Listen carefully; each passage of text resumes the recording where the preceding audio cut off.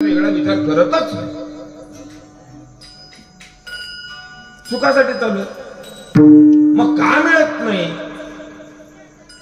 कारण आपण ऐकत नाही. तुकोबारायांनी 400 वर्षापूर्वी सांगितलं तुम्हाला. 400 वर्ष होऊन गेले बाबा, देव आपला करून घ्या, सुख मिळेल. 400 वर्ष झाले सांगून, कोणाला मिळालं सुखी? कोण आहे सुखी? झालो तुम्ही, आम्ही सुखी का नाही होत?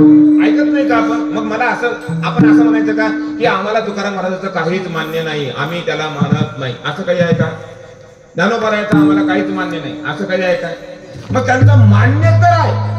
म्हणजे कसं आहे बघा, एखाद्या घरामध्ये एखाद्या आईनं आपल्या लेकराला काम सांगितलं, ए बाळा ते पाण्याचा तांब्या उचलून देते, नाही तर म्हणत नाही, पण आणून पण देत. तसं तुकाराम महाराजांचं सांगितलेलं ऐकायचं पण वागायचं नाही.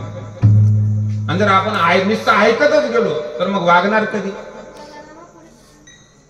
एखाद्या माणसाला जर समजा सांगितलं ही साखर आहे, ही गोड आहे, हे कधी कळणार त्याला? खाल्यावरच कळणार. देखील्याची गोडी खादल्याची गोडी देखील असते ना, ते खाईल त्याला गोडी कळणार आहे.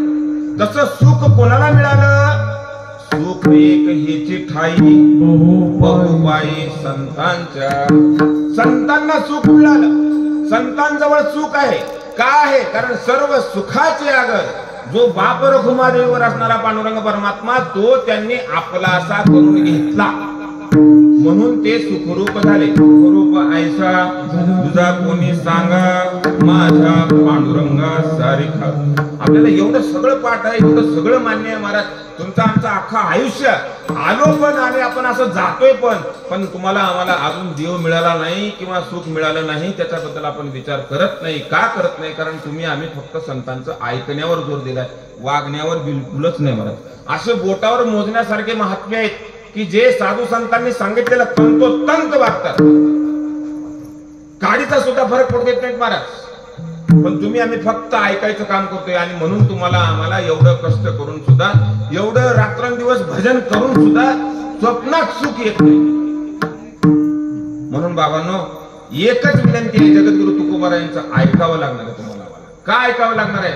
ते आपले मायबाप आहेत हो. तुम्ही संत माय बाप कृपा बंत गेले उपकार सांगू मी काय, बाप न कर यायचे.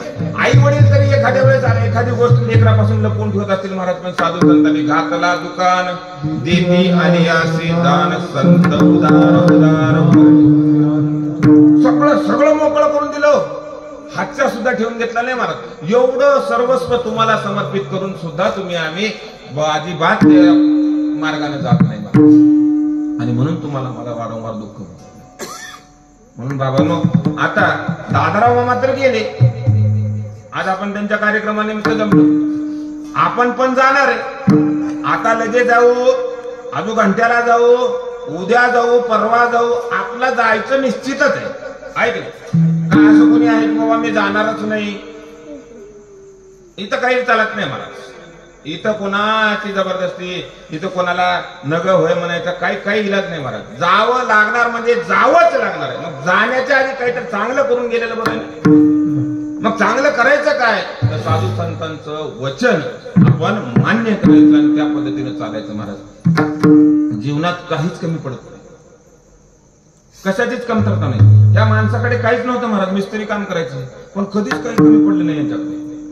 का पडलं नाही? एक वेळेस प्रश्न पडतो. आता बिगारी आपण जर, आता तुम्ही गावाकडचे येतात, गणेशपूर गावाने तुमच्या औरंगाबाद सुद्धा बिगारी थांबत असतील कॉर्नरला, ते रोज कामाला जातात, घरी येतात.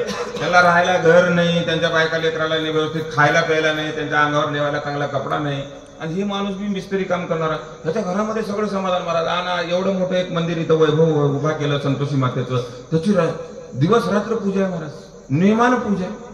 एवढं सगळं काम मिस्त्री काम करणारा माणूस करू शकतो का? का करू शकतो?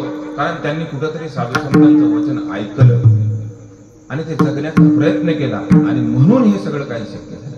आणि तुम्हाला मला का होत नाही? कारण तुम्ही आम्ही फक्त संतांचं ऐकायला बसलोय, वागायला बिलकुल आपण बघत नाही, आणि म्हणून तुम्हाला मला खस्ता खावा लागतात. म्हणून मायबापांनो, तुम्हाला हात जोडून विनंती आहे, लागून या पाया करे टाळी बोला.